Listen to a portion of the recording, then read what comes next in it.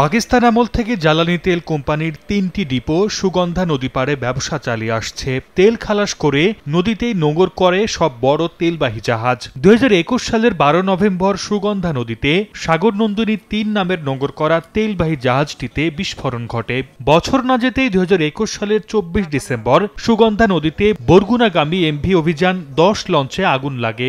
আর ২০২৩ সালের ১ জুলাই আবারও নোঙর করা তেলবাহী জাহাজ সাগরনন্দিনী ২-এ বিস্ফোরণ হয়। ঝালকাঠি নৌপথে পরপর ৩টি অগ্নিকাণ্ডের ঘটনায় দাবি ওঠে একটি নৌ ফায়ার স্টেশন নির্মাণের। শুরু হয় জমি নির্বাচন সহ কাগজপত্র চালাচালির কাজ, কিন্তু গত ৩ বছরেও হয়নি কোনো অগ্রগতি। এতে শঙ্কা আর ক্ষোভ সচেতন মহলের।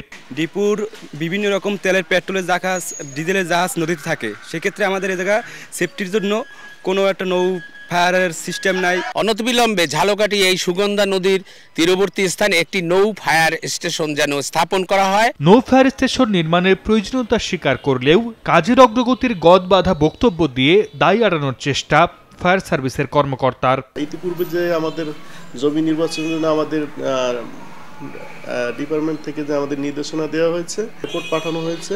ঝালকাঠিতে নৌপথে ৩টি অগ্নিকাণ্ডে ৫৯ জনের প্রাণহানি হয়, আহত হয় শতাধিক।